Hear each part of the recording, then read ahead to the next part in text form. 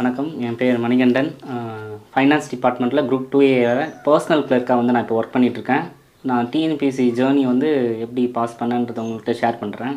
First personal கிளர்க்னால் என்னென்னு நான் சொல்கிறேன் உங்களுக்கு. பர்சனல் கிளர்க்னால் ஸ்டெனோ டைப்பிஸ்ட்டுன்னு சொல்லுவாங்க. அது வந்து ஸ்டெனோ டைப்பிஸ்ட் குரூப் 4லன்னு சொல்லுவாங்க. குரூப் 2Aவில் வரும்போது பர்சனல் கிளர்க்குன்னு சொல்லுவாங்க. இந்த ஸ்டெனோனா என்னென்னு நான் உங்களுக்கு சொல்கிறேன்.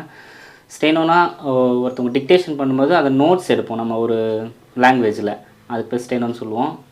அது வந்து எப்போ நான் ஸ்டார்ட் பண்ணேன்னா 2018 காலேஜ் முடித்தேன். காலேஜ் படிக்கும்போதே நான் ஆரம்பிச்சிட்டேன். அப்போ படிக்கும்போது ஷார்ட் ஹேண்டும் டைப்பிங்கை நான் ஒன்றா முடித்தேன். அந்த ஒன்றா முடித்ததுனால மட்டும்தான் நான் 27 மை ஏஜ் நான் இப்போ ஒர்க் பண்ணிகிட்ருக்கேன். ஃபஸ்ட்டு குரூப் 4 ஜாப் அது பார்த்திங்கன்னா 2019 நான் ஃபஸ்ட் அட்டெம்ப்ட் கொடுக்குறேன். அப்போ கொடுக்கும்போது அந்த சர்டிஃபிகேட் ஒன்று இல்லாதனால என்னால் கிளியர் பண்ண முடியல. நெக்ஸ்ட்டு 2022 ஃபஸ்ட்டு நான் எழுதுகிறேன் எக்ஸாம். அதுவும் ஜாப் போயிட்டே தான் நான் படிச்சுட்ருக்கேன். படிச்சுட்டு ஒரு 4 மந்த்ஸில் நான் டிஎன்பிஎஸ்சி இந்த ஸ்டெனோக்குன்னு ஒரு கட் ஆஃப் வச்சுருக்காங்க. அந்த கட் ஆஃப் மூலிமா நான் வந்து ஃபஸ்ட்டு குரூப் 4ல் கிளியர் ஆகி உள்ளே வரேன். நான் அந்த டிபார்ட்மெண்ட் பார்த்திங்கன்னா தமிழ்நாடு ஆவண காப்பகம் மற்றும் வரலாற்று ஆராய்ச்சி துறைன்னு. அங்கே வந்து ஒரு 1 இயர் ஸ்டெனோ டைப்பிஸ்ட்டாக நான் ஒர்க் பண்ணிகிட்டு இருந்தேன். நெக்ஸ்ட்டு குரூப் 2 அப்போது அந்த ப்ரிலிம்ஸ் வந்து பாஸ் பண்ணிட்டேன். அடுத்து மெயின்ஸ் எக்ஸாம் பார்த்திங்கன்னா ரொம்ப கஷ்டமாக தான் இருந்துச்சு. தமிழ் மீடியத்தில் எழுதினோம். நான் இப்போ ஜாப்பில் போய்கிட்டே இருந்தேன். அப்போ போய்கிட்டே இருக்கும்போது ஒரு 3 மாதம் ரொம்ப கஷ்டப்பட்டு படித்து லைப்ரரி தான் ஃபுல்லாகவே பார்த்திங்கன்னா லைப்ரரி, வீடு, ஆஃபீஸ் 3ம் மிக்ஸ் பண்ணி படித்து ஒரு வழியாக மெயின்ஸ் சூப்பராக பண்ணி கரெக்டாக வந்து ரிசல்ட்ஸ் கரெக்டாக பாசிட்டிவாக வந்துருச்சு. லாஸ்ட் இயர் ஆகஸ்ட் 9 வந்து செக்ரட்டரியேட்டில் வந்து ஃபைனான்ஸ் டிபார்ட்மெண்ட்டில் ஜாயின் பண்ணுறேன். ஜாயின் பண்ணிவிட்டு இப்போ ஒர்க் பண்ணிகிட்ருக்கேன்.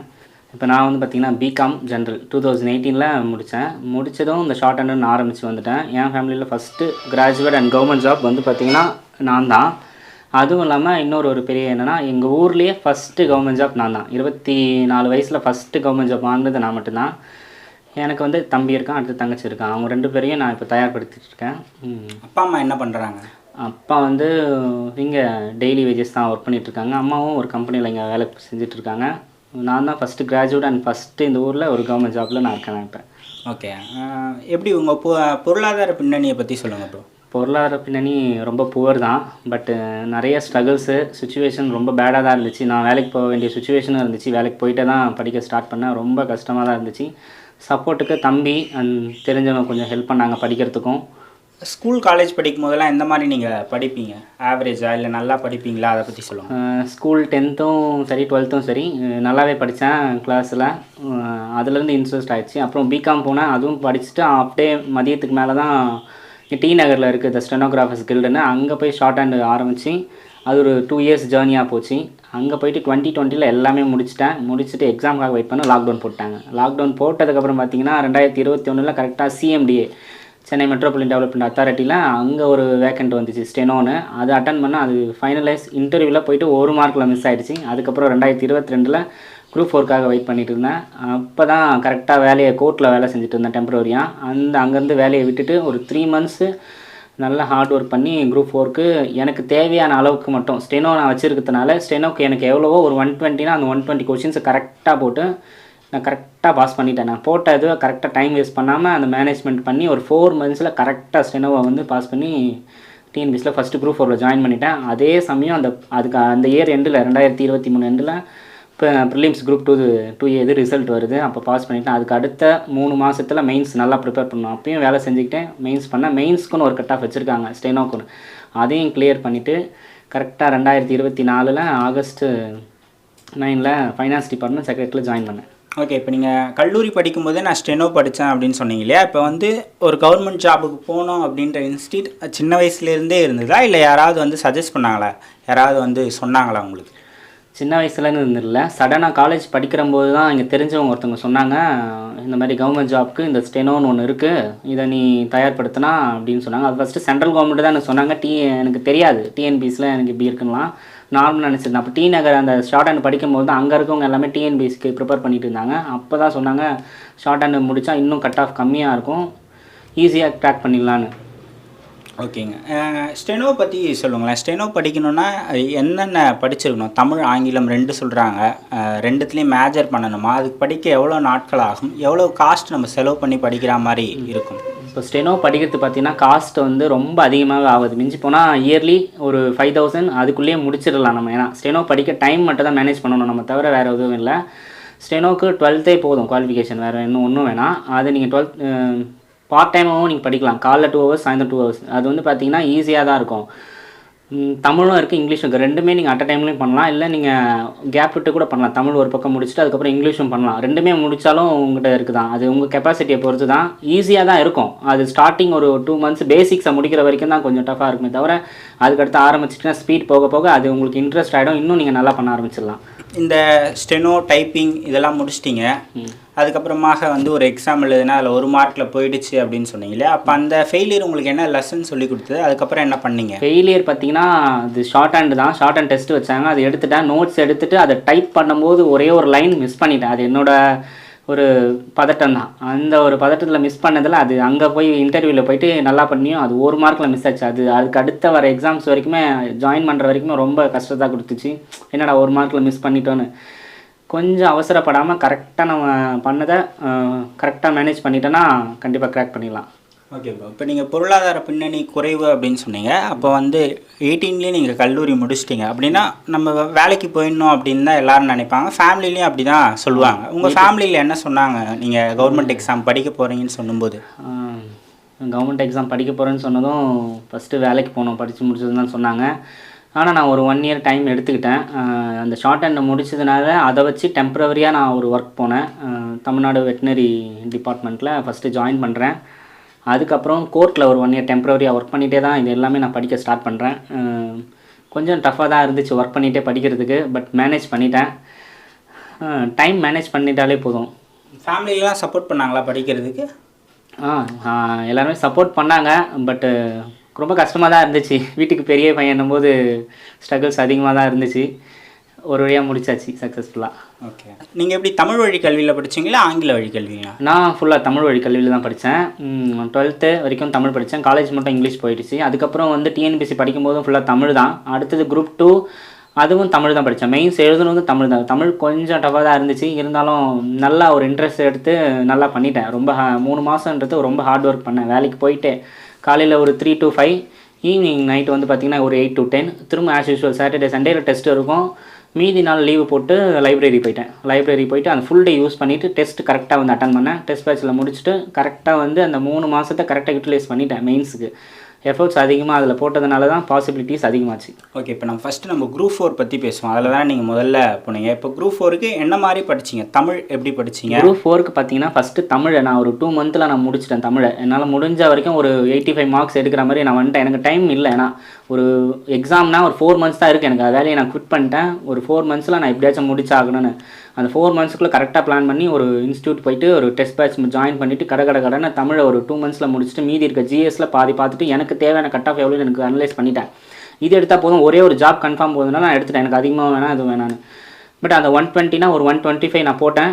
கரெக்டாக எனக்கு ஒரு டிபார்ட்மெண்ட் எடுக்கணும்னு இருந்தேன். கரெக்டாக நான் பிளான் பண்ண மாதிரி கரெக்டாக முடிச்சு கரெக்டாக எடுத்துட்டேன். அது அப்புறம் குரூப் 2 அந்த ப்ரிலிம்ஸும் அதேமாதிரி பாஸ் பண்ணிட்டேன். அதுக்கப்புறம் வந்து டெம்ப்ரவரி ஜாபில் திரும்பவும் ஜாயின் பண்ணேன். கவர்மெண்ட்டில் ஜாயின் பண்ணிட்டு ப்ரிலிம்ஸ் ரிசல்ட் வருது, அதை பாஸ் பண்ணிவிட்டு முடிச்சுட்டு திரும்ப அப்போ ஃப்ரெஷ்ஷாக ஸ்டார்ட் பண்ணுறேன்.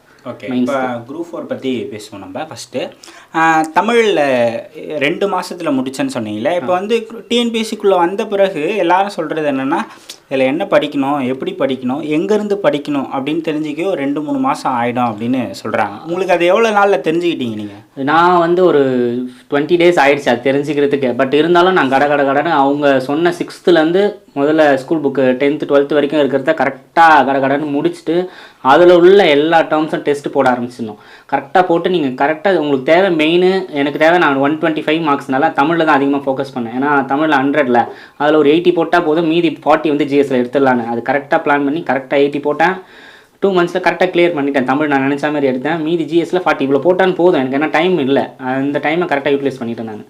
ஓகே, இப்போ மேக்ஸ்லாம் எப்படி படிச்சு? மேக்ஸு கொஞ்சம் டஃபாக தான் இருந்துச்சு எனக்கு. நான் அதிகமாக அதில் ஃபோக்கஸ் பண்ணல, மீதி ஜிஎஸ் பண்ணிட்டேன். மேக்ஸ் எனக்கு டக்குன்னு அவ்வளோ டைம் என்னால் கொடுக்க முடியல. ஏன்னா தமிழுக்கு நான் அதிகமாக கொடுத்துட்டேன் அந்த 2 months. மீதி இருக்க 2 monthsல நான் ஜிஎஸ்க்கும் பார்த்து டெஸ்ட் பேட்சும் கரெக்டாக அட்டன் பண்ணிட்டு வந்து அது போயிடுச்சு. ஓகே, இப்போ ஒரு நாளைக்கு எவ்வளோ நேரம் உங்களுக்கு நேரம் கிடைக்கும் படிக்கிறதுக்கு? ஃபுல் டே அங்கே தான் இருந்தேன், கிளாஸில் தான் இருந்தேன். காலையில் 8க்கு போனால் ஈவினிங் ஒரு 8க்கு தான் வருவேன்.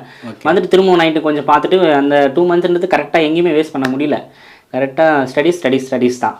ஓகே. ஏன்னா நான் மேனேஜ் பண்ணிட்டேன், பிளான் பண்ணிட்டேன். இந்த 4 months தான் இருக்க போகுது நமக்கு, அது லீவ் போட்டாச்சு. இதை கரெக்டாக யூட்டிலைஸ் பண்ணால் தான் இந்த எக்ஸாம் கிளியர் பண்ண முடியும். மைண்ட் செட் கரெக்டாக வச்சுட்டு அதை ஃபோக்கஸ்டாக பண்ணியாச்சு. ஓகே. ஒரு 4 மாதம்னா அதை நீங்கள் எப்படி ஷெட்யூல்லாம் டெய்லி போட்டு படிச்சிங்களா, இல்லை நோட்ஸ் எடுக்கிறதுக்குலாம் உங்களுக்கு டைம்? ஷெட்யூலு கரெக்டாக பிளான் போட்டுட்டேன். இந்த டேஸில் இதுக்குள்ளே இது முடிச்சிடணும், இந்த புக்ஸை இந்த டேஸ்க்குள்ளே முடிச்சுட்டு நானே யூடியூப் பார்த்துட்டு டெஸ்ட்டு கரெக்டாக போட்டுட்டு வரணும். இருக்கிற ஃப்ரீ டெஸ்ட் எங்கெல்லாம் இருக்கோ அதெல்லாம் பார்த்து கரெக்டாக போட்டு வந்தாலே போதும். ஓகே. அந்த பீக்கில் அது உங்களுக்கு ஃபயர் மோடாகவே போகும், அதனால பண்ணிடலாம். ஓகே. அந்த 4 மாதத்தில் செல்ஃபோனை எதுக்கெல்லாம் பயன்படுத்துனீங்க? இப்போ செல்ஃபோன் பயன்படுத்துன்னு மோஸ்ட்லி பார்த்தீங்கன்னா யூடியூப் தான். எனக்கு எது தேவை, என்ன நோட்ஸ் தேவையோ அதுதான். டெலிகிராம் இருக்குது, அதில் நோட்ஸ் தேவை, டெஸ்ட்டு போடுறதுக்கு, டைம் மேனேஜ்மெண்ட், அவ்வளோதான். மீதி ஃபோன் அதிகமாக எடுக்கல, புக்ஸ் தான். ஓகே. ஸ்கூல் புக்ஸ்லாம் கலெக்ட் பண்ணிட்டீங்க நீங்கள்? நான் முன்னாடியே ப்ரீவியஸாக வேலையை விட்டு குட் பண்ணும்போது அதுக்கு முன்னாடியே நான் ரெடி பண்ணிட்டேன். நான் படிக்க போகிறேன்னா அதுக்கு முன்னாடியே ஸ்கூல் புக்ஸை எங்கேருந்து வாங்கணுமோ அது எல்லாமே வாங்கி ரெடி பண்ணி கரெக்டாக பண்ணிட்டேன். ஓகே. பசங்கக்கிட்ட வாங்கினீங்களா இல்லை வெளியே எங்கேயாவது? இங்கே நம்ம ஊர் வில்லேஜில் ஸ்கூல் இருக்குது, பசங்கிட்ட தெரிஞ்சவங்ககிட்ட வாங்கி நான் வச்சுக்கிட்டேன். ஓகே. எக்ஸாம் ஹால் பற்றி பேசுவோம். ஃபஸ்ட் டைம் குரூப் 4 எக்ஸாம் எழுதுறீங்க, அந்த 3 மணி நேரத்தை நீங்கள் எப்படி கையாண்டீங்க? அங்கே எதுவும் மிஸ்டேக்ஸ்லாம் பண்ணிங்களா? நான் இங்கேயே நல்லா ஃபுல் டெஸ்ட் போட்டு ப்ராக்டிஸ் பண்ணிட்டேன். அங்கே போனதும் நான் எப்பவும் சாக்லேட் எடுத்துகிட்டு போவேன். சாக்லேட் போட்டு நான் வாட்டர் பாட்டில் பக்கத்தில் இருக்கும், அதை மேனேஜ் பண்ணி அந்த 3 மணி நேரத்தில் நான் நிதானமாக எனக்கு என்ன தேவையோ அதை மட்டும் ஃபஸ்ட்டு கரெக்டானதை போட்டு, அப்புறம் எங்கே மிஸ் பண்ணணும் அதை கரெக்டாக கெஸ் பண்ணி போட்டு, தெளிவாக எனக்கு என்னவோ அதை மட்டும் நான் கரெக்டாக பண்ணேன். நிறைய பேர் வந்து எக்ஸாம் ஹால் அப்படின்றது ரொம்ப பதட்டமாக இருக்கும், ப்ரெஷராக இருக்கும், பயமாக இருக்கும் எக்ஸாம் எழுதும்போது அப்படின்லாம் சொல்லுவாங்க. அந்த பயத்திலேயே தெரிஞ்ச கொஸ்டினே நான் தப்பாக போட்டேன்லாம் சொல்லுவாங்க. உங்களுக்கு அந்த பயம் பதட்டம் அதெல்லாம் இருந்தது, அதை எப்படி ஓவர் கம் பண்ணீங்க? இப்போ பயம் பதட்டம் எனக்கு தான் இருந்து எப்படிடா பண்ண போகிறேன். ஆனால் முன்னாடியே நான் பிளானாக ஒரு எனக்கு கரெக்டாக மேனேஜ் எப்படி பண்ணணும் ஒரு ஃபிக்ஸட் மைண்டாக இருந்துட்டா அங்கே போய் மேனேஜ் பண்ணுறதுக்கு ஈஸியாகிடும். அங்கே போனது நீங்கள் பதட்டம் ஆக தேவையில்ல. அதேமாரி தான் இப்போ ஸ்டூடெண்ட்ஸ் என்னென்னா அவங்க போகிறாங்கன்னா முன்னாடியே டெஸ்ட் பேட்ச் போட்டு கிளியராக இருக்கணும். அங்கே போனதும் பதட்டமே ஆகக்கூடாது. ஏன்னா அவ்வளோ கஷ்டப்பட்டு படிச்சுட்டு வந்திருக்காங்க, 3 மணி நேரம் தான் யூட்டிலைஸ் பண்ணணும். அதில் போய்ட்டு அவங்களோட பெஸ்ட்டு என்னவோ அதை கரெக்டாக கொடுத்துட்டாலே கிளியராக அவங்க கிளியர் பண்ணிடலாம். ஓகே. இப்போ குரூப் 4 நீங்கள் கிளியர் பண்ணி அந்த வேலைக்கு வந்துட்டீங்க. அதுக்கப்புறமா குரூப் 2. இப்போ குரூப் 4க்கும் குரூப் 2 ப்ரிலிம்ஸ்க்கும் ஓரளவுக்கு சேம் சிலபஸ் தான் இல்லையா? அதனால் அதுவும் ப்ரிலிம்ஸ்க்கும் பார்த்தீங்கன்னா மோஸ்ட்டாக வந்து ஸ்டெனோவுக்கு பார்த்தீங்கன்னா நான் 2022 பார்த்தீங்கன்னா 90 மார்க்ஸ் தான் மினிமம். கட் ஆஃபே பார்த்தீங்கன்னா 200 கொஷின்ஸ்க்கு 90 கொஷின்ஸ் போட்டால் போதும், அவ்வளோதான் இருந்துச்சு. இப்போ தான் பார்த்தீங்கன்னா ஒரு 30 கொஷின்ஸ் எக்ஸ்ட்ரா ஆகிடுச்சு, 120 அந்த மாதிரி ஆயிடுச்சு. அதனால் நான் எனக்கு என்னவோ நான் அதை பிளான் பண்ணிட்டேன். நான் ஒரு தெரிஞ்சிடும் உங்களுக்கு படிக்கும்போது ஸ்டெனோ வச்சிருக்கீங்கன்னா இவ்வளோ கட் ஆஃப், டைப்பிஸ்ட்னா இவ்வளோ கட் ஆஃப் முன்னாடி யாரும் சொல்லலாம் மாட்டாங்க, நாம தான் தெரிஞ்சுக்கணும் தேடி வச்சுட்டிங்கன்னா இப்போது ஜூனியர் அசிஸ்டண்ட்டுக்கு எவ்வளோன்னு உங்களுக்கு தெரியும், பட் டைப்பிஸ்ட் எவ்வளோன்னு தெரியணும், ஸ்டெனோக்கும் எவ்வளோன்னு தெரியணும். நான் வந்து ஸ்டெனோனால நான் ஸ்டெனோக்கு எவ்வளவோ அதை ஃபோக்கஸ் பண்ணி எனக்கு என்ன தேவையோ அதை மட்டும் கரெக்டாக படித்து முடிச்சிட்டாலே போதும், நீ கிளியர் பண்ணிடலாம். ஓகே. குரூப் 4ல் ஒர்க் பண்ணிக்கிட்டே படிக்கிறது அப்படின்றது நிறைய நேரம் கிடைக்காது. காலையில் இல்லை சாயந்தரத்தில் கொஞ்சம் நேரம் தான் கிடைக்கும், இல்லை ட்ராவல் பண்ணும்போது கொஞ்சம் நேரம் கிடைக்கும். அப்போ எப்படி மேனேஜ் பண்ணீங்க? மெயின்ஸ் அப்படின்றது நிறைய அதுக்கு ப்ராக்டிஸ் வேணும், ரிட்டன் ப்ராக்டிஸ் வேணும் இல்லையா? அது மெயின்ஸ் ப்ரிப்பரேஷன்ஸ் பற்றி சொல்லுங்கள். மெயின்ஸ் ப்ரிப்பரேஷன் பார்த்தீங்கன்னா 3 months தான் டைமே கொடுக்குறாங்க. அந்த 3 monthsல பார்த்தீங்கன்னா கரெக்டாக நீங்கள் ஷெடியூல் ஃபஸ்ட்டு போட்டிங்கன்னா அதை எப்படி மேனேஜ் பண்ணுறதுன்னு டைம் நீங்கள் ஃபிக்ஸ் பண்ணிடணும். இப்போ காலையில் ஆஃபீஸ் போய்ட்டு வந்தால் ஈவினிங் எவ்வளோ டைம் இருக்குது, காலையில் மார்னிங் எவ்வளோ டைம் இருக்குது, லீவ் டேஸ் எவ்வளோ இருக்குது, அதை நீங்கள் போட்டு கரெக்டாக யூட்டிலைஸ் பண்ணணும். வேறு வழி இல்லை, 3 மாதம் தான் டைமு. இப்போ விட்டிங்கன்னா அடுத்த எக்ஸாம் எப்போன்னு உங்களுக்கு தெரியும். அதனால் அந்த பயத்தோட நீங்கள் இதுக்குள்ளேயே கிளியர் பண்ண பார்க்கணும். முடிஞ்ச அளவுக்கு எவ்வளோ எஃபர்ட்ஸோ இதில் போட்டு டைம் மேனேஜ்மெண்ட்டும் டெஸ்ட்டும் கரெக்டாக அட்டன் பண்ணியிருக்கு. இந்த 3 மாதம் தான் உங்களுக்கு, இந்த 3 மாதத்தில் போகிற எஃபர்ட்ஸ் தான் பின்னாடி வர கிளியர் பண்ணுறதுக்கு பாசிபிலிட்டி ஆகும். நான் போட்ட அந்த 3 மாதம் எஃபர்ட்ஸ் தான் எனக்கு 2 போஸ்ட்டு தான். அந்த 2 போஸ்ட்டில் பார்த்தீங்கன்னா ஃபஸ்ட்டு போஸ்ட் நான் எடுத்தேன் பர்சனல் கிளர்க்காக. மெயின்ஸுக்கு எந்த மாதிரி படிச்சிங்க அப்படின்னு சொல்லுங்க. மெயின்ஸ் நீங்கள் படிக்கும்போது குரூப் 4ல் ஆல்ரெடி ஒர்க் பண்ணிட்டு இருந்தீங்களே, வேலை பார்த்துக்கிட்டே எந்த மாதிரி உங்களுடைய ப்ரிப்ரேஷன்ஸை நீங்கள் வச்சுக்கிட்டீங்க? இப்போது ப்ரிலிம்ஸ் ரிசல்ட் பார்த்தீங்கன்னா எனக்கு 2023 நவம்பர் 8 வந்துச்சு. நான் அதை பாஸ் பண்ணிட்டேன்னு தெரிஞ்சுது. அதுக்கப்புறம் பார்த்தீங்கன்னா கரெக்டாக பிளான் பண்ணிட்டேன். அந்த 3 மாதம் தான் டைமு.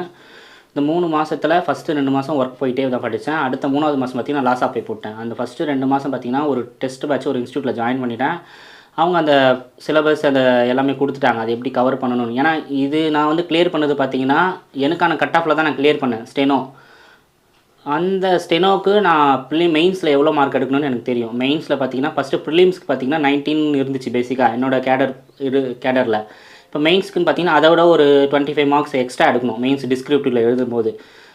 நான் வந்து அதுக்கேற்ற அதை பிளான் பண்ணி எனக்கு இருக்க அந்த 3 மாதம் தான், அந்த 3 மாதம் அளவுக்கு என்ன மாதிரி எழுதலாம், எவ்வளோ கொஷின்ஸ் கேட்டால் எப்படி மேனேஜ் பண்ணலான்னு கரெக்டாக படித்தேன். இப்போ ஆஃபீஸ் எனக்கு 10 to 5:45னா அதுக்கேற்ற மாதிரி மார்னிங் 3 to 5 ஒரு பிளான் பண்ணி அந்த வீக்குக்கான ஷெடியூலை கொடுத்துருவாங்க அந்த டெஸ்ட் பேட்சில். கொடுத்தும்போது அதை நான் ஃபாலோ பண்ணி அதை கரெக்டாக முடித்து திரும்ப நைட்டு வரும்போது பார்த்திங்கன்னா ஒரு 8 to 10 முடிச்சுட்டு மீதி அந்த இருக்க நேரத்தை ரெஸ்ட் எடுத்துகிட்டு திரும்பவும் காலையில் படித்து அந்த வீக்கில் டெஸ்ட்டு என்னால் எவ்வளோ முடியுதோ அவ்வளோ ஒரு கரெக்டாக பிளான் பண்ணி அதை எழுதிடுறேன். அந்த ஃபஸ்ட்டு 2 மாதம் கரெக்டாக போச்சு. கரெக்டான எனக்கான ஒரு மார்க்ஸ் கொஞ்சமாக அப்படியே ஏற்றிட்டே வந்தேன் நான். அதுக்கப்புறம் ஃபைனலாக 1.5 மாதம் பார்த்திங்கன்னா லாஸாக போட்டு இதை உட்காந்து ஃபுல்லாக லைப்ரரி தான். லைப்ரரியில் எவ்வளோ டைம் ஸ்பெண்ட் பண்ணால் ஃபுல் டே அங்கே தான். காலையில் 8 மணிக்கு போனால் நைட் 8 மணிக்கு வந்து திரும்பவும் படித்து திரும்ப டெஸ்ட்டு போட்டு எனக்கான ஒரு அந்த மெயின்ஸ் மார்க் பார்த்திங்கன்னா ஒரு 130+ அந்த அளவுக்கு நான் எடுத்தேன் நான். காலையில் 3 to 5 படிக்கிறன்றதோ இல்லை வந்து நைட்டு 8 to 10 படிக்கும்போது தூங்குகிற நேரம் ரொம்ப குறைவு தான் உங்களுக்கு இல்லையா?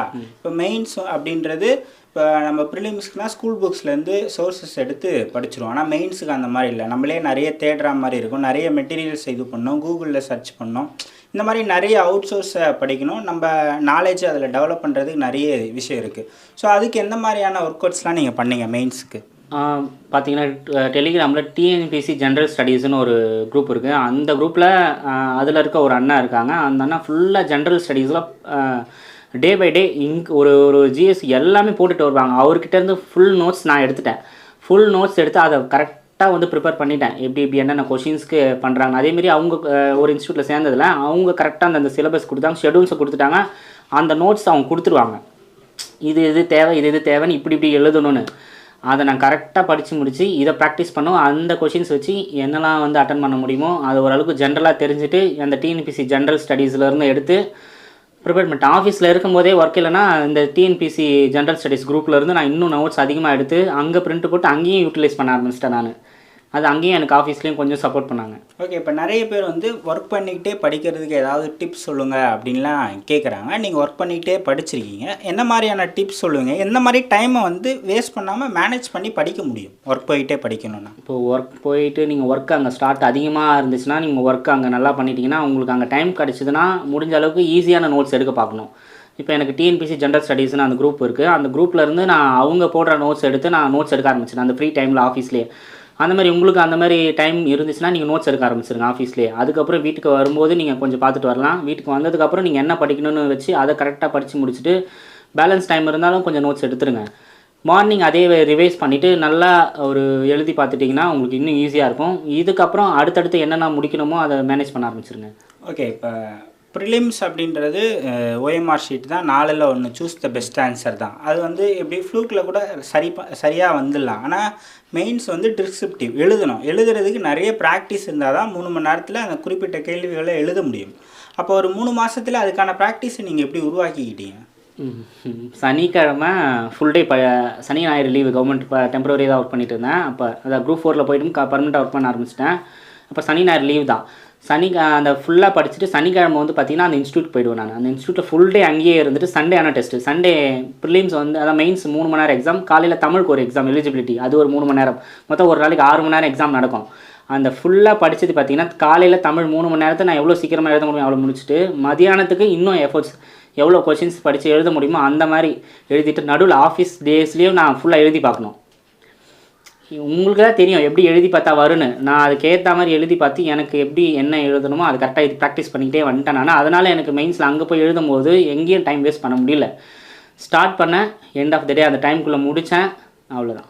ஓகே, இப்போ நீங்கள் தமிழில் நீங்கள் மெயின்ஸ் எழுதுனேன் அப்படின்னு சொன்னீங்க. நிறைய பேர் நான் எடுத்ததில் ஆங்கிலத்தில் எழுதியிருந்தாங்க, ஒரு சிலர் தான் தமிழில் எழுதியிருந்தாங்க. ஏன் தமிழ் இங்கிலீஷ் என்ன டிஃப்ரென்ஸ் கேட்கும்போது இங்கிலீஷில் எழுதுறது ரொம்ப ஈஸி அப்படின்னு சொன்னாங்க. தமிழில் எழுதும்போது ஒரு சென்டென்ஸை ஃபில் பண்ணுறது கஷ்டம், பெருசாக இருக்கும், ஹேண்ட் ரைட்டிங் மேனேஜ் பண்ணுறது கஷ்டம் அப்படின்லாம் சொன்னாங்க. நீங்கள் தமிழில் எழுதுனது என்ன பெனிஃபிட் இருக்குது, இல்லை என்ன டிஸ்அட்வான்டேஜஸ் இருக்குது? தமிழில் எழுதும்போது பெனிஃபிட் பார்த்திங்கன்னா கொஞ்சம் அவங்களுக்கு எலாபரேட்டாக நம்ம எழுதுகிற மாதிரி இருக்கும் இங்கிலீஷை விட. இங்கிலீஷ் கொஞ்சம் ஷார்ட் அண்ட் ஸ்வீட்டாக முடிக்கிற மாதிரி இருக்கும், சென்டென்ஸ் ஈஸியாக ஃபில் பண்ணுற மாதிரி. தமிழில் கொஞ்சம் பெருசாக இருக்கும். அந்த தமிழில் நீ ஒரு ஸ்பீடாக எழுதுறது ஹேண்ட் ரைட்டிங்கும் ரொம்ப முக்கியமாக இருந்துச்சு. பட் ஓரளவுக்கு நான் மேனேஜ் பண்ணிட்டேன், நான் எழுதி தான் ஆகணும். ஓகே, நீங்கள் தமிழ் சூஸ் பண்ணதுக்கு வேறு ஏதாவது காரணம் இருக்கா? இல்லை, நான் தமிழ் மீடியம், அதுவும் இல்லாமல் நான் தமிழ் மீடியத்திலே படிச்சுட்டு வந்தேன். அதனால் எனக்கு ஈஸியாக மேனேஜ் பண்ண முடியுன்றதுனால நான் தமிழில் சூஸ் பண்ணி தமிழ் எழுத ஆரம்பிச்சிட்டேன். இப்போ நீங்கள் கல்லூரி வந்து ஆங்கிலத்தில் தானே படிச்சிருப்பீங்க, அப்போ அது அந்த டிஃப்ரென்ஸ் உங்களுக்கு இருக்கும்ல ரெண்டுமே டிஃப்ரென்ஸ் இருந்துச்சு. பட் ஆனால் ஸ்கூல் வரைக்கும் தமிழ் தானே, தமிழில் நல்லா படித்து தமிழில் இன்னும் ப்ராக்டிஸ் பண்ண ஆரம்பிச்சாச்சு, அதனால் இன்னும் வந்துருச்சு. ஓகே. வேறு ஏதாவது பெனிஃபிட்ஸ் இருக்கா தமிழில் எழுதும்போது? மேனேஜ் பண்ண முடியுமா 3 மணி நேரத்தை தமிழில் எழுதும்போது? மேனேஜ் பண்ண முடியும், பட் ப்ராக்டிஸ் இருக்கணும். ஹெவி ப்ராக்டிஸ் பண்ணுங்கள், முடிஞ்ச அளவுக்கு டைம் வேஸ்ட் பண்ணாமல் ப்ராக்டிஸ் பண்ணிகிட்டே இருந்தீங்கன்னா அந்த டேயில் பார்த்தீங்கன்னா நீங்கள் பதட்டம் அடையாமல் ஒரு கொஷின் தெரியலனாலும் அதை எப்படி மேனேஜ் பண்ணுறதுன்னு உங்களுக்கு ஃப்ளோ தானாகவே வர ஆரம்பிச்சிடும். அதுக்கான தேவையான மேட்டரை நீங்கள் என்னென்னு எடுத்து எழுத ஆரம்பிச்சிருவீங்க. ஓகே. இப்போ மெயின்ஸுக்கு ஒரு 10 days பிஃபோர் நீங்கள் என்ன மாதிரி ப்ராக்டிஸ் இல்லை என்ன மாதிரியான இதுவெலாம் பண்ணீங்க, படிச்சிங்க, எப்படி படிச்சிங்க? மெயின்ஸ்க்கு முன்னாடி ஒரு 10 days பார்த்தீங்கன்னா இருக்கிற எல்லாத்தையும் படித்து முடிச்சு கரெக்டாக ரிவைஸ் பண்ணி எப்படி மேனேஜ் பண்ணி எழுதணுன்றதை மட்டும்தான் ப்ராக்டிஸ் பண்ணேன் நான். அதை நீங்கள் ப்ராக்டிஸ் பண்ணி அந்த 10 days இருக்குன்னா அது எப்படி நீங்கள் யூட்டிலைஸ் பண்ணுங்கள். ஃபுல் டெஸ்ட்டில் அந்த எழுதி பாருங்கள். எழுதி பார்த்தீங்கன்னா உங்களுக்கு தேவையான கட் ஆஃப் மார்க்கோட வருதான்னு பாருங்கள். எனக்கு தேவையானது அந்த ஸ்டெனோ. நான் ஸ்டெனோனால நான் ஃபோக்கஸ் வச்சுட்டேன். இந்த ஸ்டெனோக்கு இவ்வளோ கட் ஆஃப்னு எனக்கு தெரிஞ்சதுனால நான் வந்து இதை வச்சு இதுக்கு மேலே நான் எடுக்கணும், அதை மட்டும் ஃபோக்கஸ் பண்ணி எப்படி கிளியராக எழுதணும்னு மட்டும் நான் கிளியராக எழுதிட்டேன் நான். ஓகே. இப்போ ஒரு படிக்கும்போது ஒரு கிளாரிட்டியோடு படித்தா நம்மளுக்கு ரொம்ப பெட்டர் அப்படின்னு நான் நினைக்கிறேன் நீங்கள் பேசுனதுலேருந்து. இப்போ எனக்கு இது இருக்குது, அதனால் நான் இவ்வளோ மார்க் எடுத்தால் போதும், அதில் எந்தெந்த ஏரியாஸ் படித்தா போதும், அந்த கிளாரிட்டியோடு நீங்கள் படிச்சிங்க. ஆமாம். இப்போ நான் ஸ்டெனோனால எனக்கு தெரிஞ்சிருச்சு எனக்கு ஸ்டெனோக்கு எவ்வளோ கட் ஆஃப் எவ்வளோ படித்தா போதும்னு. பட் எனக்கு டைம் இருந்ததுனால நான் ஒரு 4 monthsனால அந்த 4 months நான் எப்படி யூட்டிலைஸ் பண்ண. பட் வேலைக்கு போகலன்னா நான் இன்னும் டைம் எடுத்து இன்னும் நான் அதிக கொஷின்ஸ் போட்டு நான் இன்னும் டாப் ரேங்க்கில் போயிருக்கலாம். பட் எனக்கு டைம் எவ்வளவோ அந்த டைமுக்குள்ளே தான் எனக்குள்ளே நான் எப்படி செட் பண்ணிக்கணுமோ அதை செட் பண்ணி நான் முடித்தேன். உங்களுக்கு டைம் அதிகமாக இருந்துச்சுன்னா அதுக்கேற்ற மாதிரி மேனேஜ் பண்ணுங்கள். பட் டைம் இல்லைனாலும் நீங்கள் எப்படியாச்சும் மேனேஜ் பண்ணி முடிக்க பாருங்கள். ஏன்னா நமக்கு டைம் இருக்கிறதே பெரிய விஷயமா இருக்குது. அண்ட் மோரோவர் எக்ஸாம்ஸ் வரத்தும் பெரிய இதுவாக இருக்குது. இப்போ வர எக்ஸாம்ஸும் விட்டாலும் அதுக்கு அடுத்த இயர் லேட் ஆகுது. ஓகே. இப்போ மெயின்ஸ் அன்னைக்கு எக்ஸாம் எழுதுகிற அந்த ஹாலில் நீங்கள் ஏதாவது மிஸ்டேக் பண்ணிங்களா? அங்கே 3 மணி நேரத்தை என்ன மாதிரி நீங்கள் உபயோகப்படுத்துனீங்க, அதை பற்றி சொல்லுங்கள். ஃபஸ்ட்டு 3 மணி நேரம் பார்த்தீங்கன்னா தமிழ் எலிஜிபிலிட்டி டெஸ்ட்டு. அது ரொம்ப காமாகவே ஹேண்டில் பண்ணலாம். அது எல்லாருக்கும் ஒரு ஈஸியாக தான் இருக்கும். அது முடிச்சாச்சு. அதுக்கு அடுத்த வர 3 மணி நேரம் தான் நமக்கு கரெக்டாக மேனேஜ் பண்ணணும். எடுத்ததுமே அவங்க கொடுத்ததுமே கரெக்டாக ஃபில் பண்ணிவிட்டு நீங்கள் எந்த கொஷின்ஸை ஸ்டார்ட் பண்ணுறீங்கன்னு உங்களுக்கு தெரியணும். ஃபஸ்ட்டு 10 என்ன மார்க் நீங்கள் கொஷின்ஸ் அட்டன் பண்ண போகிறீங்கன்னு அது கரெக்டாக அட்டன் பண்ணிவிட்டு எங்கேயும் டைம் வேஸ்ட் பண்ணாமல் கரெக்டாக எழுதிட்டே வந்தீங்கன்னா எல்லாத்தையும் அட்டன் பண்ணிட்டீங்கன்னா ஓரளவுக்கு உங்களுக்கு முடிஞ்சிடும், சக்ஸஸ் ஆகிடும். ஓகே. அந்த பதட்டம் பயம் அந்த மெயின்ஸ் எழுதும்போது இருந்ததா உங்களுக்கு? இல்லை நான் எனக்கு கொஞ்சம் பதட்டம் இருக்கும். நான் சாக்லேட்ஸ் வச்சு வைப்போம். சாக்லேட்ஸ் போட்டு தண்ணி ஒரு 1 hourக்கு நான் தண்ணி குடிச்சுப்பேன். நான் அதை மேனேஜ் பண்ணிப்பேன் நான். அதனால் எனக்கு எதுவும் தெரியல. ஓகே. Okay bro. மெயின்ஸ் எழுதிட்டீங்க. மெயின்ஸ் ரிசல்ட்டு எப்போ வந்தது? அந்த ரிசல்ட் அந்த தருணம் எப்படி இருந்தது? வந்தப்போவுமே உங்களுக்கு தெரிஞ்சிச்சா நம்மளுக்கு கிடச்சிரும் அப்படின்ட்டு? இல்லை, வந்தப்பறம் பார்த்தீங்கன்னா மெயின்ஸ் நான் முடிஞ்ச அளவுக்கு என்னோடய பெஸ்ட் எல்லாத்தையும் கொடுத்துனேன். ரிசல்ட்ஸ் எப்படி வந்தாலும் பார்த்துக்கலாம் அப்படின்றதுனால ஃபஸ்ட்டு ரிசல்ட்ஸ் வரும்போது எனக்கு நம்பர்ஸே வரல. அதுக்கு அடுத்த லிஸ்ட்டு வரும்போது பார்த்தீங்கன்னா அதில் நம்பர் வந்துச்சு. பட் அதுக்கப்புறம் பார்த்தீங்கன்னா போஸ்ட்டு எனக்கு இருந்தது 2 போஸ்ட்டு தான். அந்த 2 போஸ்ட்டில் பார்த்தீங்கன்னா எனக்கு மேலே முடித்தவங்களும் அதிகமாக இருப்பாங்க என்னோடய கேடரில். பட் அந்த டேயில் பார்த்தீங்கன்னா நான் போகிற ஜூலை அந்த 9க்கு பார்த்தீங்கன்னா ஃபஸ்ட் நாள் ஒரே நாளில் கவுன்சிலிங்கு. நான் செகண்ட் பேட்சில் போகிறேன். அப்போ ஃபஸ்ட் பேட்சில் பார்த்தீங்கன்னா எல்லாருமே ஜென்ரல் எடுக்க ஆரம்பிச்சிட்டாங்க, அதர் தென் ஃபினான்ஸ் எடுக்க ஆரம்பிச்சிட்டாங்க. இங்கே போகும்போது பார்த்தீங்கன்னா எனக்கு மேலே இருந்தாங்க ஒரு 10 பேர் பார்த்தீங்கன்னா மாறி எடுத்தாங்க. ஸோ எனக்கு போகும்போது பார்த்தீங்கன்னா அந்த 2 போஸ்ட்டில் ஃபஸ்ட்டு போஸ்ட் நான் மட்டும் தான் எடுத்தேன். சூப்பராக இருந்துச்சு அந்த மூமெண்ட். பார்த்தீங்கன்னா மெயின்ஸில் அவ்வளோ ஒரு எஃபர்ட் போட்டதுக்கு அந்த 2 போஸ்ட்டில் ஃபஸ்ட்டு போஸ்ட்டே நான் தான் எடுத்தேன். எனக்கு முன்னாடி இருக்கவங்க அதர் தென் எடுத்துட்டாங்க. அதுதான் நமக்கு முன்னாடி இருக்கும்போது அந்த டைமையும் அந்த கரெக்டான அந்த எஃபோர்ட்ஸும் போட்டிங்கன்னா உங்களுக்கு வந்து பாசிபிலிட்டி தானாகவே கிடைக்கும். ஓகே. இப்போ கவுன்சிலிங் ஹாலில் என்ன ப்ராசஸ் நடக்கும்னு சொல்லுங்கள். இப்போ நீங்கள் உள்ளே போகிறீங்க, அந்த சிவின்னு ஒன்று எடுத்துகிட்டு போவீங்க இல்லையா? அதை எடுத்துகிட்டு போன பிறகு என்னென்னலாம் பண்ணுவாங்க, என்னென்ன சர்டிஃபிகேட்ஸ் வெரிஃபை பண்ணுவாங்க, அப்போ உள்ளே போன பிறகு என்ன நடக்கும் அதை பற்றி சொல்லுங்கள். ஃபஸ்ட்டு நீங்கள் உள்ளே போனதும் உங்கள் டேபிள்ஸ் இருக்கும். அந்த டேபிளுக்கு நம்பருக்கு நேராக நீங்கள் என்னென்னு சொல்லுவாங்க, அந்த ஆர்டர் வைஸ் உட்காந்துருவீங்க. அதுக்கப்புறம் சர்டிஃபிகேட்ஸ் நீங்கள் என்னெல்லாம் அப்லோட் பண்ணிங்களோ அது எல்லாமே கரெக்டாக வெரிஃபை பண்ணிவிட்டு உங்களை அந்த ஒரிஜினல்ஸ் தானே வெரிஃபை ஒரிஜினல்ஸ் மட்டும்தான் வெரிஃபை பண்ணுவாங்க. வெரிஃபை பண்ணிவிட்டு அதில் ஏதாச்சும் இல்லைனா உங்களை சொல்லுவாங்க, கேட்பாங்க ஏன் நீங்கள் அப்லோட் பண்ணிங்களா இல்லையான்னு. அது மிஸ்டேக்லாம் எதுவும் ஆகாமல் நீங்கள் கரெக்டாகவே அப்ளை பண்ணுவீங்க.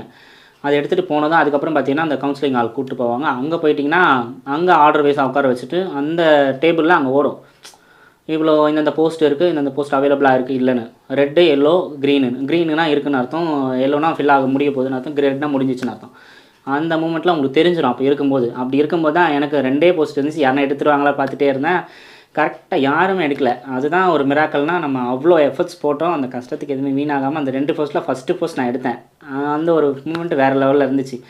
என்றைக்குமே நம்ம முடிஞ்ச அளவுக்கு டைம் இருக்கும்போதே அவ்வளோ எஃபர்ட்ஸும் நம்ம வேஸ்ட் பண்ணாமல் முடிஞ்ச அளவுக்கு உங்கள் பெஸ்ட்டு அதிகமாக கொடுத்துட்டிங்கனாலே போதும், ரிசல்ட்ஸ் கண்டிப்பாக எப்படியாச்சும் பாசிட்டிவாக வரும். ஓகே, இப்போ நீங்கள் ஒரு ஆல்ரெடி ஒரு குரூப் 4 ஜாபில் ஒர்க் பண்ணிக்கிட்டே இந்த குரூப் 2 கவுன்சிலிங் வந்திருக்கீங்களா? இப்போ நீங்கள் ஏதாவது சர்டிஃபிகேட்ஸ் அந்த மாதிரி ஏதாவது என்ஓசி அந்த மாதிரி எதனா வாங்கிட்டு வரணுமா? நான் குரூப் 4ல் இருக்கும்போது பார்த்தீங்கன்னா ஆஃபீஸில் நான் என்ஓசி வாங்கிட்டு வந்தேன், இங்கே ஒர்க் பண்ணிகிட்டு இருக்காங்கன்னு. அது வந்து வாங்கிட்டு வந்து கொடுக்கணும். ஆமாம், அது வாங்கிட்டு வந்து கொடுக்கணும். ஓகே, இப்போ நீங்கள் இங்கே செலக்ட் ஆன பிறகு அங்கே எப்படி ரிசைன் பண்ணுவீங்க? அது எப்படிங்க? இப்போது நம்ம என்ஓசி வாங்கிட்டோன்னா இப்போ நான் அங்கே செலக்ட் பண்ணிவிட்டு இங்கே ஒரு லெட்டர் நம்ம எழுதி கொடுத்துட்டு நான் இந்த எக்ஸாமில் பாஸ் பண்ணியிருக்கேன் நான் அது பண்ணால் இவங்க ரிலீவ் ஒரு ஆர்டர் கொடுப்பாங்க. இப்போ இந்த ஆர்டர் எடுத்துகிட்டு போய் இங்கே கொடுத்து நான் அங்கே ஜாயின் பண்ணிடுவோம். ஓகே, அந்த மாதிரி தான். இப்போ நீங்கள் இந்த போஸ்ட்டில் இருந்துட்டு வேறு எக்ஸாம் எழுதலாம். எழுதும்போது என்ஓசி கிளியர் பண்ணணும், வாங்கிட்டு போகணும். என்ஓசி நம்ம அப்ளை பண்ணி அதை வாங்கிட்டு நம்ம அப்லோட் பண்ணணும். அது கேட்டாலே கொடுப்பாங்களா? அது கவர்மெண்ட் கண்டிப்பாக கொடுப்பாங்க. ஓகே, வால் முன்னாடி ஃபோட்டோ எடுக்கிறது தான் எல்லாரோடைய கனவு இல்லையா? அது நீங்கள் எடுத்தப்போ உங்களுக்கு எந்த மாதிரி? ஃபஸ்ட்டு குரூப் 4 2023 செப்டம்பர் 22 அன்றைக்கி மூமெண்ட் பார்த்தீங்கன்னா ஃபஸ்ட்டு அந்த ஒரு 5 வருஷம் கஷ்டம் இது. காலேஜ் ஆரம்பிக்கும் போது முடித்து கொஞ்சம் மணி ப்ராப்ளமாக இருந்து எல்லாத்தையும் சரி பண்ண அந்த ஃபஸ்ட்டு மூமெண்ட் பார்த்திங்கன்னா ரொம்ப ஒரு பெரிய ஹாப்பினஸாக இருந்துச்சு. அதுக்கப்புறம் அந்த குரூப் 2A வந்து நிற்கும்போது செகண்ட் டைம் இது ஒரு மிராக்கல் மூமெண்ட்டாக இருந்துச்சு. அவ்வளோ கஷ்டப்பட்டதுக்கு ஒரு பெனிஃபிட்டாக வந்து கிடச்சிருக்குன்னு. முடிஞ்ச அளவுக்கு டைம் வேஸ்ட் பண்ணாமல் மேனேஜ் பண்ணுங்கள். கண்டிப்பாக எஃபர்ட்ஸ் போடணும். ஓகே, நம்ம ரிசல்ட்ஸ் எதிர்பார்க்க வேணாம், அதுக்கான ப்ராசஸை கரெக்டாக பண்ணிட்டாலே போதும். ஓகே, நீங்கள் என்ன மெசேஜ் சொல்கிறீங்க ஆஸ்பிரண்ட்ஸ்க்கு, படிக்கிறவங்களுக்கு, இந்த இப்போ எக்ஸாம் எழுத போகிறவங்களுக்கு? படிச்சுட்ருக்கோம், நம்ம ஒர்க் போய்ட்டும் படிச்சுட்ருக்கோம். இப்போ நம்ம ஒர்க் அதிகமாக இருக்குதுன்னு பார்த்தீங்கன்னா நம்ம அதை விட்டுறக்கூடாது. இப்போது எதையும் யோசிக்காமல் எந்த சுச்சுவேஷன்லையும் நம்ம ஒரு கான்ஃபிடெண்ட்டாக அதை ஹேண்டில் பண்ணணும். எவ்வளோ பெரிய டஃப்னஸ் வந்தாலும் நமக்கு ஒரு அந்த பிலீவ் பார்த்திங்கன்னா என்றைக்குமே நம்மளோட உழைப்புக்கு பார்த்திங்கன்னா வீண் போகாது. விடாமுயற்சி நிச்சயம் அதுக்கான ஒரு பலனை கண்டிப்பாக தரும். வாழ்க்கையில் பலதரப்பட்ட சூழ்நிலைகள் பலதரப்பட்ட பிரச்சனைகள் வந்தாலும் நம்ம ஹேண்டில் பண்ணுறோம். நம்ம அதை வந்து புலம்பக்கூடாது, சொல்லாமல் என்றைக்குமே யோசித்து அதுக்கான என்றைக்கு நம்ம யோசித்து நம்ம என்ன அடுத்தது கொண்டு போகணுன்னு மட்டும்தான் நீங்கள் நினைக்கணும்.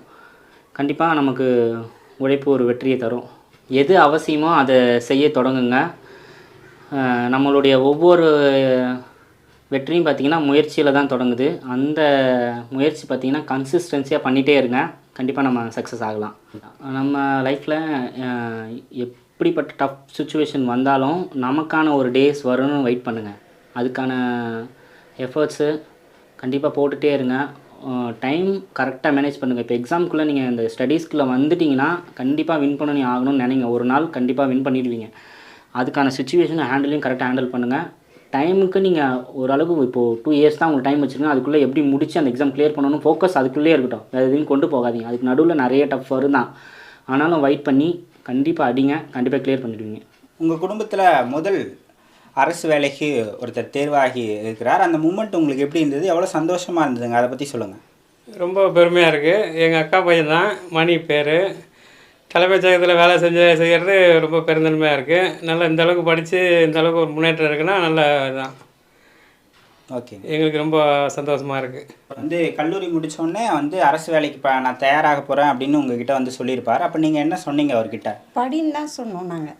நல்லா படிப்பா, கண்டிப்பாக கிடைக்கும், எவ்வளோ முயற்சி வேணுமா எடுத்துக்கோ, எத்தனை வருஷம் ஆனாலும் நீ வாங்கிடுவ, யார் என்ன சொன்னாலும் காதில் வாங்காத, உனக்கு தேவை படிப்பு, நீ படி, வேலைக்கு போகலன்னு 1000 பேர் சொன்னாலும் நீ படிப்பான்னு தான் நாங்கள் சொல்லியிருக்கோம். எங்கள் வீட்டில் நாங்கள் ஃபுல் சப்போர்ட் பண்ணியிருக்கோம். ஓகே, இப்போ பொருளாதாரத்தில் அந்த அளவுக்கு கஷ்டமாக தான் இருக்குது. ஆமாம், கஷ்டமாக தான் இருக்குது. என் சின்ன பையன், நான், எங்கள் வீட்டுக்காரர் எல்லாம் கஷ்டம் தான் பட்டோம். இப்பவும் கஷ்டப்பட்டுட்டு தான் இருக்கோம். அவன் வேலைக்கு போய் இப்போது இன்னும் 1 வருஷம் கூட ஆகலை. எங்களுக்கு ஃபஸ்ட்டு ஒரு ஜாப்பில் இருந்தான், இப்போ 2வதும் ஒரு ஜாப் வாங்கியிருக்கான். அது ரொம்ப ரொம்ப எங்களுக்கு சந்தோஷமாக இருக்குது. இப்போது 3 மாதம்தான் வேலைக்கு போயும் கொஞ்ச நாள் தான் ஆகுது. இருந்தாலும் கஷ்டம் இருக்குது. இருந்தாலும் கஷ்டத்தையும் தாண்டி ஒரு சந்தோஷம் இருக்குது எங்களுக்கு வாழ்க்கையில். ஓகே, என் பசங்க இப்படி முன்னேறி 4 பேருக்கு எங்களுக்கு கௌரவத்தை ரொம்ப தேடி கொடுத்துருக்காங்க. ஓகே, இப்போ ஒரு உங்கள் கிராமத்திலே அவர் தான் முதல் அரசு வேலைக்கு போயிருக்கிறாரு. கிராமத்துலேயும் சரி, என்னுடைய ஃபேமிலிலையும் சரி, எங்கள் அப்பா வீட்டு சைட்லையும் சரி, என் மாமனார் வீட்டு சைடில் இருக்காங்க. இருந்தாலும் என்னுடைய ஃபேமிலியில் ரொம்ப ரொம்ப எனக்கு சந்தோஷம். ஓகே, அது ஒரு கெத்தாக இருக்கா வெளியே சொல்லும்போது? கெத்துன்னு விட ரொம்ப பெருமையாக இருக்குது. அதிக்கிறாங்க. என் தம்பிக்கு இந்த அளவுக்கு பேர் வாங்கி கொடுத்தது நாங்கள் கஷ்டப்பட்ட ஃபேமிலி தான். எங்கள் அம்மா வீட்லேயும் சரி, என் புருஷன் வீட்லேயும் சரி, ரொம்ப கஷ்டப்பட்ட குடும்பம் தான் நாங்கள். இன்னமும் இருக்குது, பரவாயில்ல, என் குழந்தைங்க நல்லா இருக்கட்டும். ஓகே, இப்போ முன்னாடி இருந்த ஃபேமிலிஸில் மதிக்கிறதுக்கும் இப்போ மதிக்கிறதுக்கும் ஏதாவது வித்தியாசம் இருக்குங்களா? உங்கள் ஊர்லேயும் சரி, கவர்மெண்ட் வேலை வாங்கிட்டாங்க. எப்பவும் போல அதெல்லாம் எல்லாம் நல்லா மதிப்பு மரியாதை எல்லாருக்குமே. அதெல்லாம் நிறையா இருக்குது. இப்போது என் பிள்ளைங்க நிறைய எனக்கு தேடி கொடுத்துருக்காங்க. ஓகே. எந்த இதுவும் கிடையாது. நல்ல பிள்ளைங்களா தான் இந்த ஊரில் நான் பெருமையாக சேர்த்து வச்சுருக்கேன். அதே மாதிரி வேலையும் வாங்கிட்டாங்க. இனிமேலும் அவங்க நல்லா இருக்கணும்னு தான் கடவுள்கிட்ட நாங்கள் பிரார்த்திக்கிறோம். ஓகே. இப்போ அந்த மூமெண்ட்டு எப்படி இருந்தது? நீங்கள் அன்றைக்கி ஒரு ஆர்டர் வாங்கிட்டு வரும்போது போனீங்களா அங்கே? ஃபஸ்ட்டு ஊரில் வாங்கும் போது அவங்க தம்பி தான் கூட போனான். நான் போகல. அவனை காலேஜ் சேர்க்கறதுக்காக போயிருந்தேன். குரூப் 4 வாங்கிட்டு வந்து இங்கே ஒரு இடத்துல செங்கல்பட்டில் அவார்ட் கொடுத்தாங்க. பாராட்டு விழா வச்சாங்க. அதுக்கு கூப்பிட்டு போனான். 2த்துக்குமே ரொம்ப ரொம்ப ஹாப்பியாக இருந்தது. வாழ்க்கையில் இவ்வளோ பெரிய சந்தோஷம் எனக்கு எப்பவுமே கிடைக்குன்ற ஒரு நம்பிக்கை இருந்தது. அவங்கள படிக்க வைக்கிறதுக்கு ரொம்ப கஷ்டப்பட்டேன். வாழ்க்கையில் காலேஜ் சேர்க்குறதுலேருந்து ரொம்ப இத்தனை வருஷமாக அதே மாதிரி எங்கள் 2 பசங்களும் இன்னும் இருக்காங்க. கண்டிப்பாக வாங்கி என் தம்பிக்கு நல்ல பேர் எடுத்து கொடுப்பாங்க. அவங்க அப்பாவுக்கும் நல்ல பேர் எடுத்து கொடுப்பாங்கன்னு நம்பிக்கை இருக்குது எனக்கு. ஓகே. உங்களோட அண்ணன் வந்து ஃபஸ்ட்டு குரூப் 4ல் கிளியர் பண்ணி ஒர்க் பண்ணாங்க. இப்போ குரூப் 2ல் போயிருக்கிறாங்க. உங்களுக்கு எப்படி இருக்குங்க? வணக்கம், என் பேர் கணபதி. எங்கள் அண்ணன் மணிகண்டன் தான் ஊர்லேயே முதல் முறையாக கவர்மெண்ட் வேலைக்கு தேர்வாகி போயிருக்கான். குரூப் 4லேயும் செலக்ட் ஆனால் குரூப் 2ல் செலக்ட் ஆகி இப்போது தலைமை செயலகத்தில் ஒர்க் பண்ணுறான். இது வந்து எங்களுக்கு ரொம்ப பெருமையான விஷயம் கூட. ரொம்ப ரொம்ப சந்தோஷம். நிறைய கஷ்டங்களை தாண்டி இந்த நிலைக்கு வந்ததுன்னு நினச்சி ரொம்ப நாங்கள் பெருமைப்படுறோம்.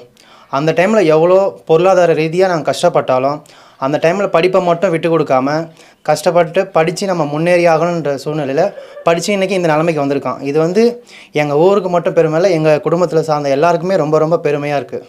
ஓகே. அந்த கவுன்சிலிங் அப்போ நீங்கள் தான் கூட போனீங்கன்னு சொன்னாங்க. அந்த மூமெண்ட் உங்களுக்கு எப்படி இருந்தது? எனக்கு வந்து ரொம்ப சந்தோஷமாக இருந்துச்சு. அந்த டைமில் அண்ணனுக்கு துணையாக நான் அங்கே கூட இருந்தேன். அது வந்து ரொம்ப மறக்க முடியாத ஒரு நினைவாக இருக்கும். ஓகே. உங்களோட எய்ம் இப்போ நீங்கள் என்ன பண்ணுறீங்க? நான் இப்போ வந்து பிஎட் முடிச்சிருக்கேன், எம்எஸ்சி படிச்சுட்ருக்கேன். என்னோடய எய்ம் வந்து டீச்சர் ஆகணும். நான் படித்த ஸ்கூல்லேயே வாத்தியாரியாக போகணும், அவ்வளோதான். ஓகே. நான் ரொம்ப கஷ்டப்பட்டவங்க தான் கட்டுமான வேலை செய்கிறேன் கரெக்டாக. ஓகே. இந்த வேலை செஞ்சு கூலி வேலை செஞ்சு ஒரு ஆளுக்கும் படிக்க வச்சு ரொம்ப சிரமப்பட்டு இந்த அளவுக்கு முன்னேறிக்கிறது ரொம்ப சந்தோஷமான விஷயம் ஐயா. ஓகே. நீங்கள் பொருளாதார ரீதியாக கஷ்டப்படுற குடும்பமாக இருந்தாலும் பையனை படிக்க வச்சுருக்கீங்க. இப்போ படித்து முடிச்ச உடனே வேலைக்கு போடா அப்படின்னு தான் எல்லாரும் சொல்லுவாங்க. அவர் வந்து கவர்மெண்ட் வேலைக்கு நான் படிக்க போகிறேன்னு சொல்லும்போது அப்போ நீங்கள் என்ன சொன்னீங்க? நான் படிக்க சொன்னேங்க, தாராளமாக படித்து நீங்கள் வேலைக்கு போங்க, என்னால் முடிஞ்ச அளவுக்கு உதவி பண்ணுறேன், உதவி செஞ்சு உன்னுடைய திறமையை வச்சு நீங்கள் கரெக்டாக பயன்படுத்திங்க. ஓகே. ஓகே. அப்புறம் ஒரு ஆர்டர் வாங்கிட்டு உங்ககிட்ட வந்து காட்டும்போதோ இல்லை கொடுக்கும்போதோ உங்களுக்கு எப்படி இருந்தது? நான் ரொம்ப மனநல சந்தோஷமாக இருந்ததுங்க ஐயா. அதெல்லாம் குறை சொல்லக்கூடாது. வந்து எந்த அளவுக்கு பெருமையாக இருக்குது. ஆனால் வந்து ஓகே. இப்போ கிராமத்துலேயே அவர் தான் முதல் அரசு வேலைக்கு போயிருக்கிறாருன்னும் போது கிராமத்திலே ஒரு பெருமையாக இருக்கும். எல்லாரும் மதிப்பாங்க, கூடுதலாக மதிப்பாங்க. அதெல்லாம் எப்படி இருக்குது? அதனுடைய மரியாதை நல்ல தனி இருக்கு ஐயா. அதில் எதுவும் குறை சொல்லக்கூடாது. எதுவுமே வந்து எல்லாரும் நல்லா தான் பாராட்டுறாங்க. வந்து ரொம்ப சந்தோஷப்படுறாங்க. ஓகே. நன்றி. ரொம்ப நன்றிங்க ஐயா.